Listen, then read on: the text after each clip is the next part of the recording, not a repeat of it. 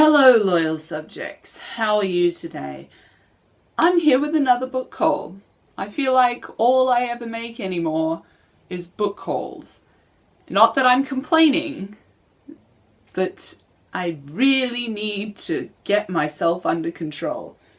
There is literally like 4 stacks of books sitting around me right now, and it's really scary. So because there are so many books to get through, I am just going to explain everything in the simplest possible ways. Okay? Right on. First up, I have The Day of the Jackal by Frederick Forsyth. It's about an assassin. My dad got it for me because he saw it and it was like, okay. Vicious by V.E. Schwab because I like morally ambiguous characters and it sounds really cool. Volumes 3 and 5 of Sandman because they were really cheap and I thought, why not? And Neil Gaiman, so yeah. Runaways, the complete collection by Brian K. Vaughan and a bunch of artists. I like comics and Brian K. Vaughan seems to be the shit, so I wanted to pick up this series. It's about a bunch of kids who find out that their parents are supervillains and then they have to try and stop them. Yay! Kinslayer by J. Kristoff, second book in the Lotus War trilogy. I have the first one, and this one was really cheap on eBay. Can't believe how good the condition is. It sounds really cool. Japanese steampunk fantasy.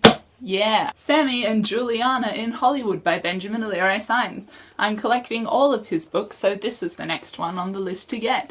It's about 2 kids who are Mexican in 1969 going to school on the border. The Song of Achilles by Madeline Miller. Everyone says that this book is amazing, and I like Greeks, and I also like retellings of ancient things, and this is also supposed to have a bit of a gay twist to it, and I like gay twists, so I got this book. The Mistborn trilogy by Brandon Sanderson. Again, another series that everybody just constantly raves about. And I like fantasy, and I like pretty books, so I now have the whole trilogy, which I intend to read soon. Hopefully. Next up I have Anya's Ghost by Vera Broskell. I've already read this and it was really cool.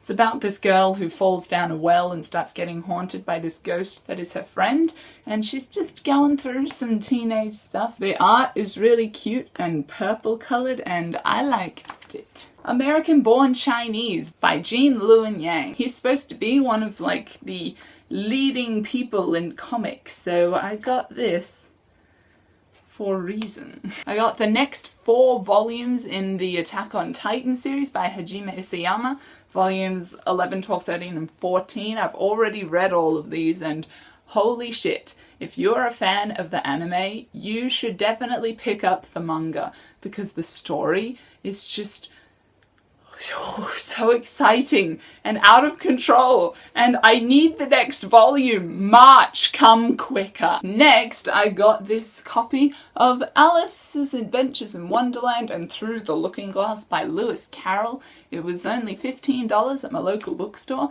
and I like how it's so big and cool looking. It's like a big storybook as opposed to like some classic work of literature. So I got it. Next, I have Night Film by Marisha Pessl. Everybody keeps raving on about this book and how it's such a good suspense story. I believe it's about this disgraced journalist who starts getting on this case about this daughter of this horror movie cult kind of director who supposedly committed suicide, but he doesn't think that she did. And it's supposed to be really cool and interactive. It's got like pictures of news clippings and website pages, and it just looks like a bucket of fun. Next, I got The Storied Life of A.J. Thickery by Gabrielle Zevin. Everyone goes on about how this is such a good book for book lovers to read. It's about this man named A.J. Thickery who owns this bookstore, and he's kind of down on life.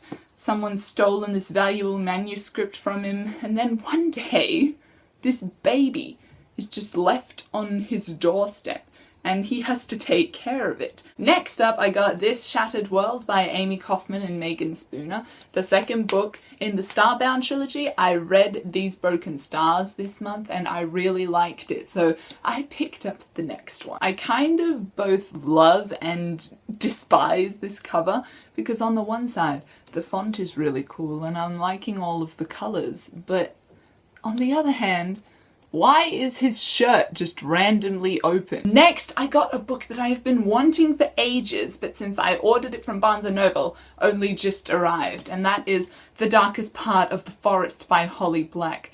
This is her newest book. It is about these kids who live in this city that kind of coexists with the local fairies, and then one day this horned boy who's been sleeping in this glass coffin for years and years wakes up and shit goes down. Sounds very nice. I really love The Coldest Girl in Coal Town, so if this standalone fantasy is anything like that standalone, I will be very pleased. Also, it's signed. Just a little fun fact for you there. Okay, so those are all of the books that I bought myself. Then my birthday happened. On Tuesday, I turned 19, and all the presents that I got were either books or book vouchers. So let's dive into that, shall we? First up, I have What in God's Name by Simon Rich. This is a book about two angels who are trying to convince God not to end the world by trying to get these two losers to kiss. It's supposed to be really funny, and that is what I want from it. I want a lot of laughs. Next I have Tipping the Velvet by Sarah Waters. This book, I believe, is about a girl who is living in the 1800s, not sure in the specific year, and she meets this girl named Kitty who's a drag performer. They kind of fall in love, and not really sure what happens after that, but it sounds really cool, and I like this cover. So nice. Next up, I have Gender Outlaws by Kate Bronstein and S. Bear Bergman. Again, I'm not too sure what this is about. I'm pretty sure it's about explorations of gender and gender identity, and it's also riddled with like illustrations and comic strips, and I love this cover, so I decided why not. I want this for my birthday, so I got this for my birthday. Now we're getting back into the comic booky section. Here I have Nothing Can Possibly Go Wrong by Faith Erin Hicks and Prudence Shen. I believe this is just about these two clashing sides in a high school want funding. There's like the robotics club and the cheerleaders, and so they're kind of at war with each other. The artwork looks very, very nice, very cartoony, very stylized. I like that, so I'm expecting to like this. Next I have Fun House by Alison Bechtel.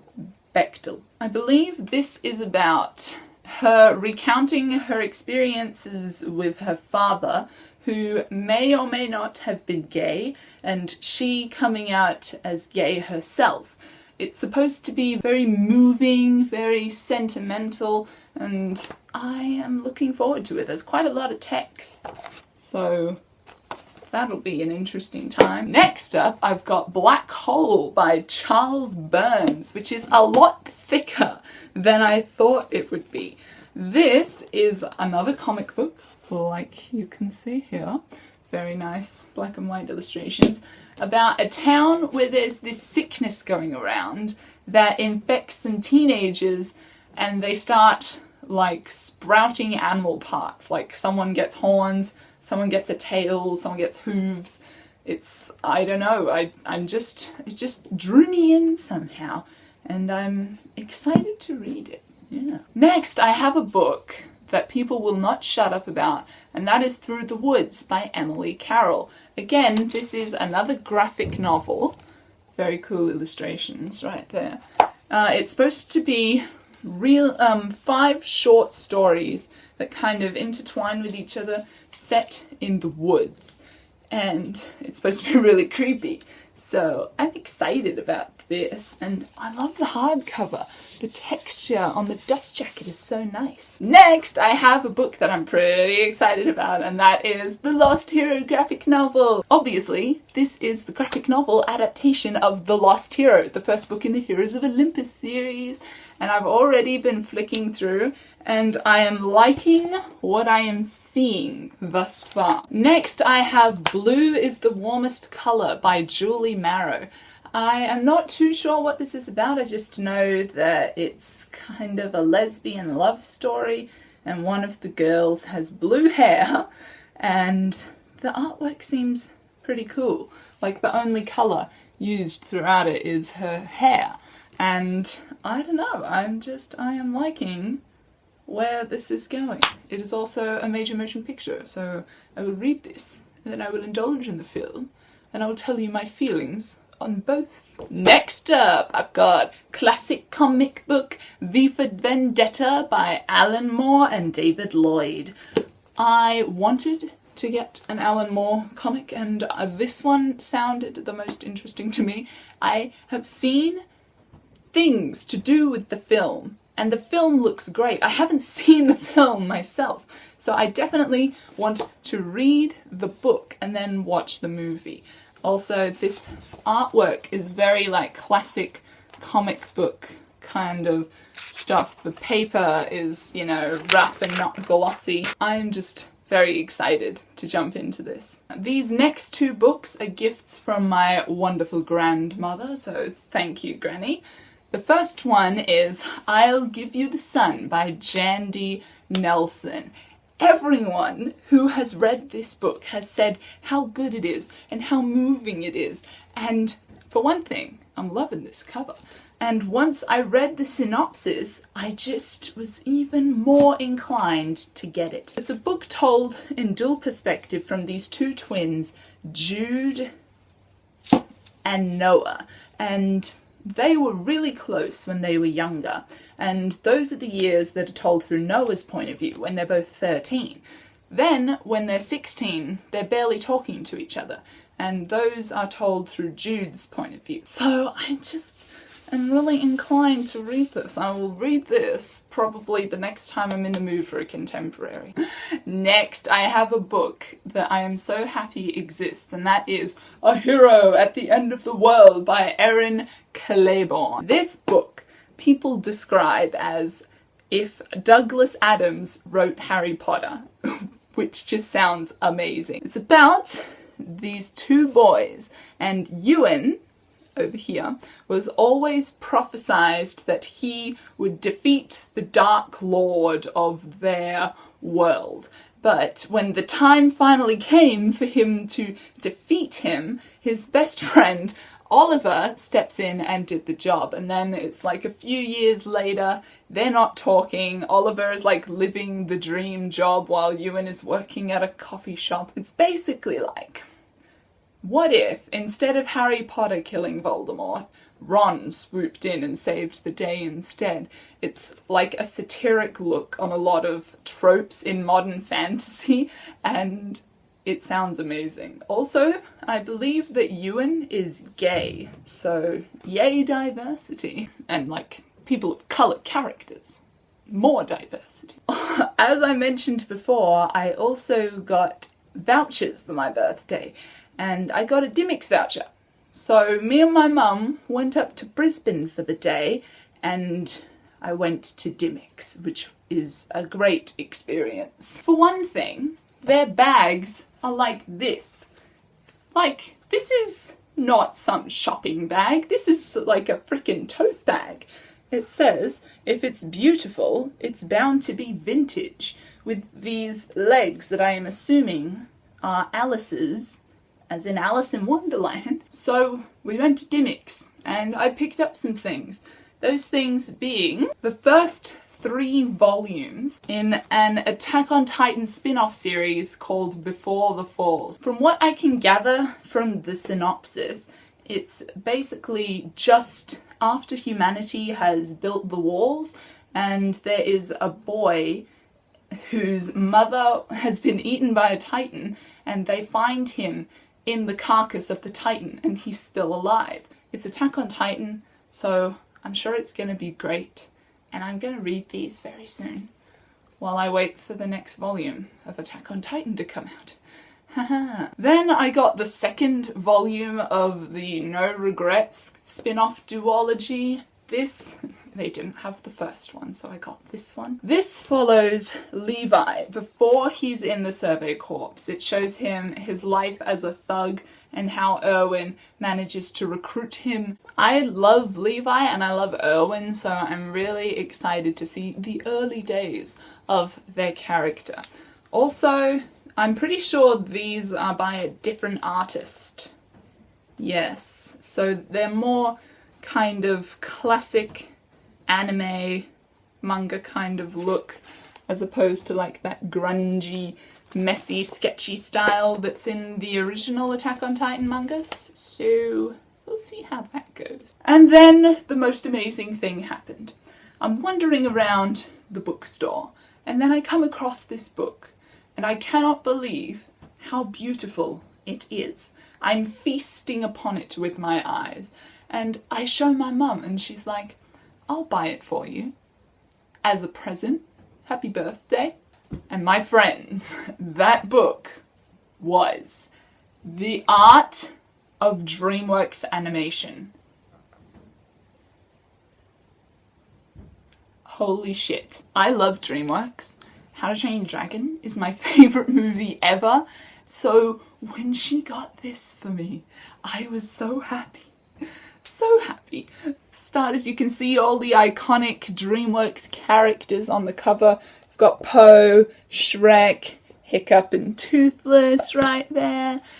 And basically, this book is just the concept art, the original sketches of all of the DreamWorks movies. And I love concept art, and I love looking at like the makings of animated films. So this was just such a great treat, and I am so happy to have it in my possession. So yes, that is what I have gotten recently. I'm not gonna try and hold this stack because it's physically impossible. So yeah. That's all I have for you guys. I'll see you next time. Maybe recommend what I should read first, because I'm kind of overwhelmed right now. Okay, I'll see you guys later. Goodbye. Kapoo. And I was just so pleasant. Oh boy. Oh dear. It's okay. It's okay. Just had a spillage, that's all. Everyone is accounted for. Oh boy, do not bend. Okay, it's all good. It's all good, people. Yes, it's all fine.